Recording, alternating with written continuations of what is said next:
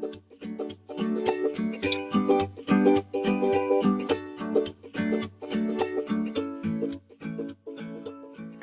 everyone. It's Bob Perkins with aa-isp's Inside Sales Studio, bringing you a special interview today. I'm very pleased to have a guest with us, Rakhi Voria. Rakhi, welcome to the show. Thanks for having me. I'm delighted to be here today. Rakhi is actually the Chief of Staff to Microsoft's Corporate Vice President of Inside Sales. And today's topic is going to be about women in sales. And Rakhi, I know you authored an article in Forbes magazine. We're going to talk about that in a minute. But before we go there, why don't you just take a few minutes and talk to the viewers a little bit about yourself? Absolutely. Thank you for having me. So as you mentioned, I'm the Chief of Staff to our Microsoft Corporate Vice President of Inside Sales. And Inside Sales has been a really exciting part of the company to be in because it's a brand new organization that Microsoft invested in about 2 years ago, really so that we can engage customers with the right touch, with the right insights at the right time in their digital journey to empower them to achieve more. So I was fortunate enough to be one of the first members of the Inside Sales team about 2 years ago. Fast forward, we now have 1,700 people globally across 8 different sales centers. And we're continuing to grow, so it's been a lot of fun. Oh, and we've, aa-isp's kind of worked with Microsoft Inside Sales along the way. You've come out to some of the conferences, the retreats, so it's been super exciting for us as an association to kind of watch this digital evolution of your Inside Sales channel, so that's fantastic. Let's get right into today's topic. It's an important one. It's about women in sales, also about women in sales leadership. Hopefully we can touch on that a bit. But you've been a thought leader in this area at Microsoft. In fact, you recently authored an article that was published in Forbes magazine. So maybe you could talk to us a little bit about what that article discussed. Yeah, absolutely. So I've always had a lot of passion for women in business and technology in general. I've had the pleasure of co-leading the Women at Microsoft board, and I'm always thinking about how can we attract, retain, and advance women at the company and just in the industry in general.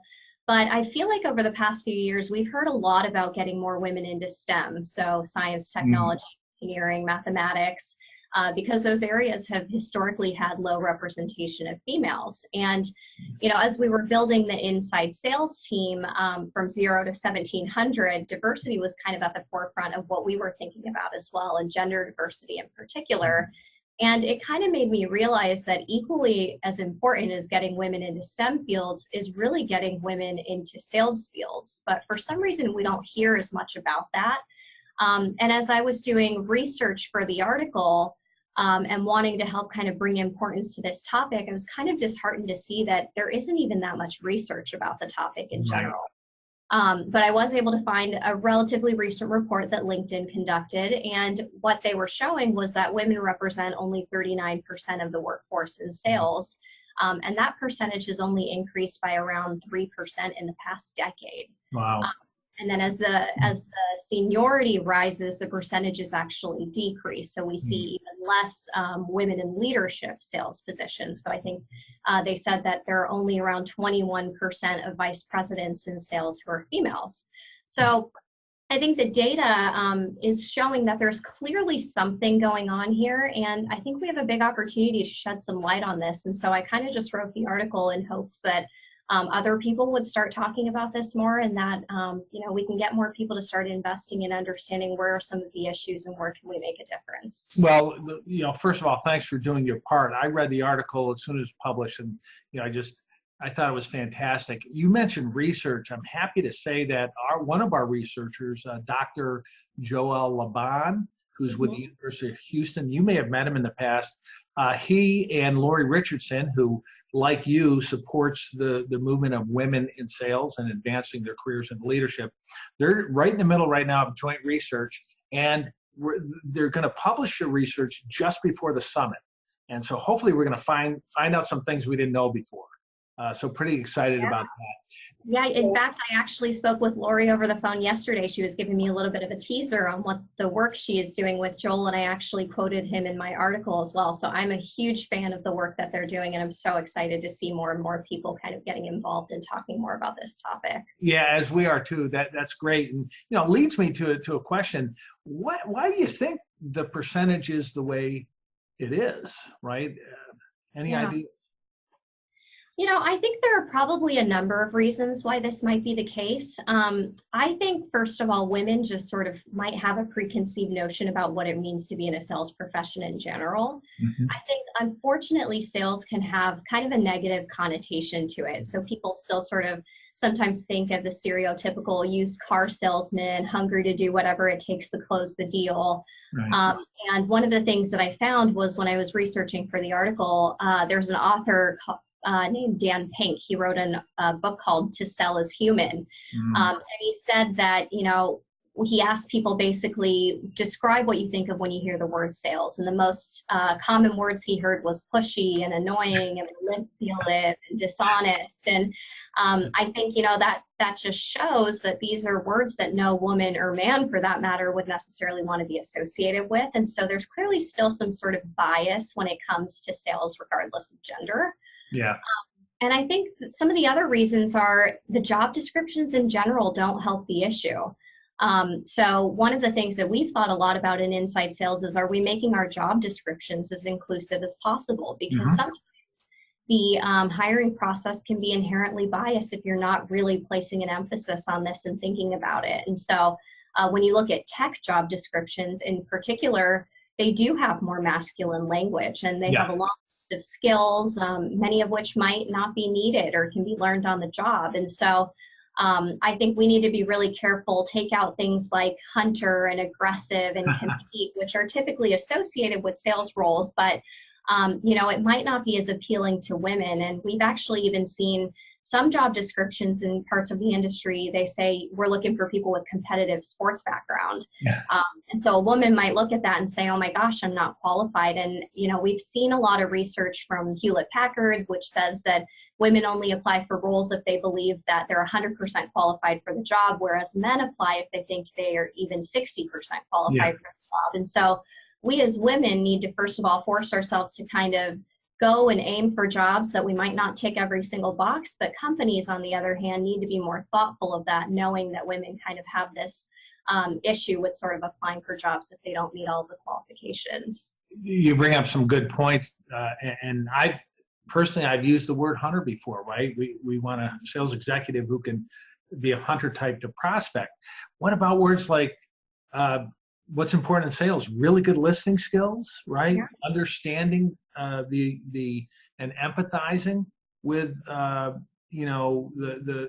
decision maker, things like that. That's a great point. So if you're listening out there and you're a leader, you're putting job descriptions and job ads together, think about what Rakhi just pointed out. I think it's great. Next question would be, why do you think we need more women in both sales and also sales leadership?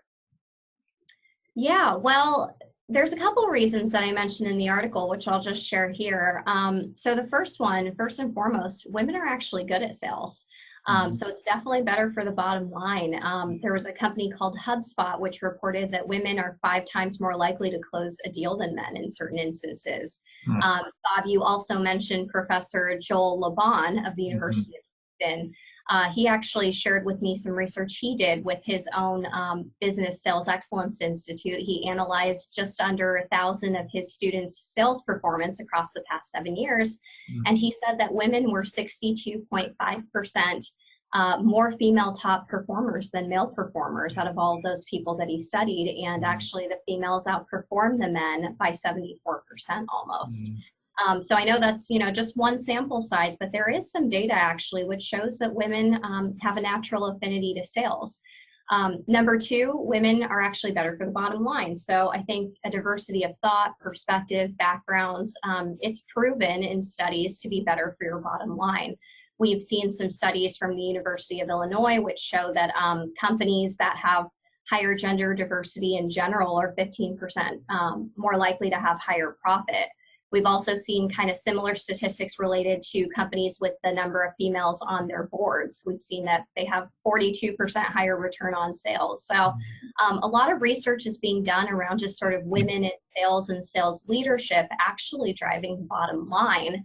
And then most importantly, one of the things we've thought a lot about from an inside sales perspective is it's not just about the bottom line. I mean, it's really just the right thing to do. If we're trying to think about how can we emulate our customers and have empathy for our customers, it's important for our sales force to actually reflect the diversity of our customers so that we can really connect with them and sell them our products in a way that empowers them to achieve more. So I know I just shared a lot of data, but I don't think that any of this data should be surprising. And that's one of the funny things. A lot of people have read my article and they said, wow, I wasn't aware of some of these statistics. I need to hire some women because they're clearly really good at sales. Yeah.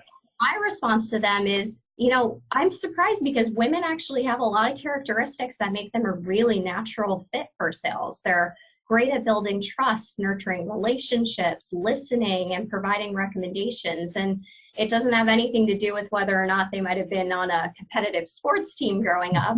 They have some inherent fundamental skills that I think make them a good fit for sales. Well, in my career, and I've spent, apart from the association, early in my career, 25 years hiring, building, leading large-scale inside sales organizations, and I would 100% agree with you. And I'm so glad to see more leaders, women leaders like yourself, kind of carrying this mission forward. You know, I had in my youth, I had a very strong, very confident leader who was my mom, and I learned a lot from her. And I think we need more more women in leadership roles because we can learn so much from them. So finally, anything you'd like to mention about your participation at Microsoft, at your company, what you're doing there that is helping this cause?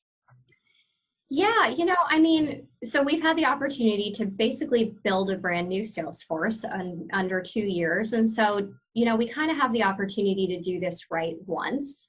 And so we've placed a huge emphasis on diversity that relates to gender, background, experience levels, people straight out of school, people with industry knowledge. We've hired people from military, retail, some very non-traditional sales backgrounds that have been very successful in our organization.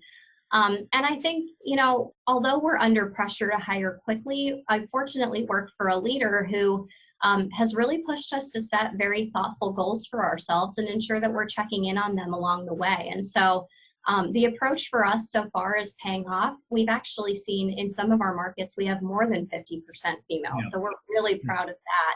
Yeah. Particularly some of our Asian markets where it's actually even more challenging to find some women in sales.